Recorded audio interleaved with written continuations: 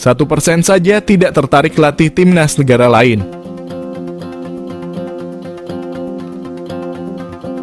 Pelatih timnas Indonesia Shin Tae-yong menegaskan bahwa dia akan menghormati kontrak dengan PSSI. Kabar terkait kontrak Shin Tae-yong terus memanas akhir-akhir ini.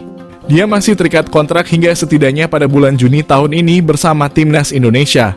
Kontraknya sebenarnya sudah habis pada akhir Desember tahun lalu dan mendapatkan perpanjangan selama 6 bulan.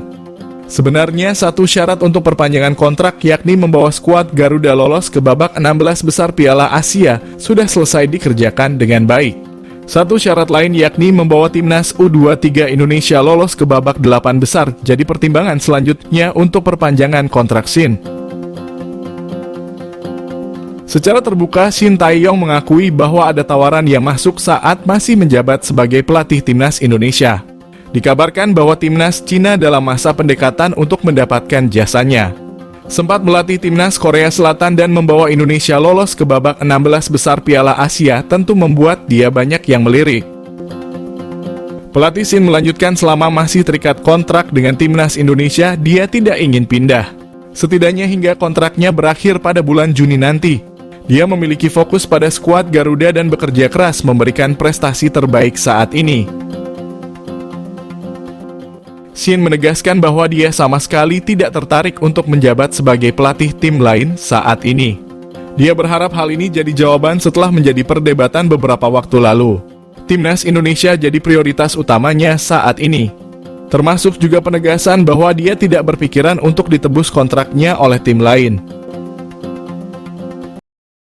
Media Vietnam anggap omongan Shin Tae-yong sebagai sinyal perang kepada timnas Vietnam. Media Vietnam Soha.vn menganggap omongan Shin Tae-yong sebagai sinyal perang kepada timnas Vietnam. Soha bahkan menyebut Shin Tae-yong sangat percaya diri setelah mengantarkan timnas Indonesia lolos 16 besar Piala Asia 2023. Setelah timnas Indonesia tersingkir di 16 besar Piala Asia, Shin Tae-yong pulang ke tanah air. Setibanya di Indonesia, Shin Tae-yong diwawancarai. Dalam sesi wawancara tersebut, Shin Tae-yong optimistis mengantarkan timnas Indonesia lolos ke babak ketiga kualifikasi Piala Dunia Zona Asia. Hal yang membuat Shin Tae-yong percaya diri karena timnas Indonesia masih menyisakan 3 laga kandang dari 4 laga sisa. Dari 4 laga sisa itu, timnas Indonesia 2 kali dihadapkan dengan Vietnam, tim yang mereka kalahkan di Piala Asia. Karena itu, Shin Tae-yong berambisi meloloskan skuad Garuda ke babak ketiga kualifikasi Piala Dunia Zona Asia. Komentar Shin Tae-yong di atas yang mendapat perlawanan dari Soha. Mereka menyebut perkataan Shin Tae-yong sebagai sinyal perang. Duel timnas Indonesia dan Vietnam akan berlangsung 2 kali Maret. Vietnam duduk di posisi 2 dengan 3 angka, sedangkan timnas Indonesia berada di posisi juru kunci dengan 1 poin. Tak tanggung-tanggung, PSSI datangkan amunisi baru timnas Indonesia, lebih dari 3 pemain bakal gabung Maret. Timnas Indonesia akan kedatangan tambahan 4 pemain naturalisasi baru pada Maret 2024 mendatang. PSSI fokus menggenjot proses naturalisasi untuk meningkatkan kekuatan timnas Indonesia. Pengamat sepak bola tanah air Roni Pangemanan menyatakan saat ini PSSI tengah mengupayakan percepatan proses naturalisasi 4 pemain keturunan. Mereka ini merupakan pemain keturunan grade A yang bermain rutin di Liga Top Eropa. Keempat pemain itu adalah Nathan Chu Aon, Tom Haye, Maarten Paes, dan Ragnar Oratmangon. Diupayakan sebelum Maret, 4 pemain itu sudah bisa memperkuat timnas Indonesia. Tenaga mereka sangat diperlukan mengingat skuad Garuda akan menghadapi Vietnam di kualifikasi Piala Dunia 2026 pada Maret. Jika 4 pemain tersebut memperkuat timnas Indonesia di bulan Maret, maka kekuatan timnas Indonesia bertambah. Tentu akan memperbesar pula peluang menang atas Vietnam. Timnas Indonesia akan 2 kali menghadapi Vietnam di laga kandang dan tandang pada 21 dan 26 Maret. Baru setelah itu duel dilanjutkan pada Juni mendatang. Jika berhasil menang 2 kali atas negeri tetangga itu, timnas Indonesia hampir pasti lolos ke babak ketiga kualifikasi Piala Dunia 2026 Zona Asia. Andai menang atas Vietnam 2 kali, maka poin Indonesia akan bertambah menjadi 7.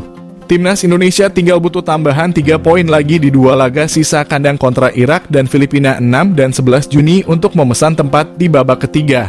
Sejauh ini proses naturalisasi 4 pemain ini memang terus berjalan. Kehadiran pemain-pemain top itu diharapkan dapat memperkuat performa Timnas Indonesia di bawah asuhan Shin Tae-yong. Kiper keturunan milik klub Bundesliga, Football Club Augsburg, tertarik membela Timnas Indonesia.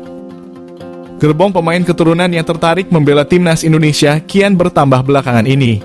Terbaru, ketertarikan datang dari Daniel Klein. Dikutip dari akun Instagram @ahmadreza_85 via akun @nusantara_ballers, kiper berusia 22 tahun tersebut mengaku terbuka untuk dinaturalisasi. Mulanya, ia dihubungi oleh Fandi Bachdim beberapa waktu lalu untuk menanyakan kemungkinannya membela Timnas Indonesia.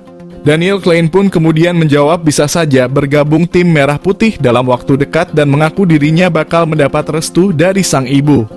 Bahkan mantan kiper Hoffenheim itu mengaku ada kemungkinan dirinya bakal ke Indonesia untuk bertemu PSSI dan mengurus proses naturalisasinya. Sontak pengakuan ini membuatnya menjadi perbincangan. Daniel Klein merupakan kiper keturunan yang lahir di Heidelberg, Jerman. Darah Indonesia di tubuhnya sendiri datang dari sang ibu. Diketahui sang ibu berasal dari Bali. Meski punya darah Indonesia, kiper berpostur itu memegang paspor Jerman, sehingga harus menjalani proses naturalisasi. Daniel Klein sendiri memulai karirnya di Akademi Sepak Bola Jerman. Saat masih di level akademi, Daniel Klein selalu jadi andalan di tim U17 dan U19 Hoffenheim. Bahkan, ia juga jadi andalan di tim kedua selama semusim. Rekam jejak Daniel Klein di masa muda terbilang mentereng. Kala membela Hoffenheim, dirinya menjadi andalan timnas Jerman level kelompok umur. Karena kiprahnya itu, Daniel Klein sempat ditanya tentang kemungkinan membela timnas Indonesia pada 2021 lalu. Hanya saja dirinya menolak dan memilih tetap berada di Jerman. Setelah hampir 3 tahun berselang, kini Daniel Klein pun mulai terbuka untuk mengurus proses naturalisasinya dan membela timnas Indonesia.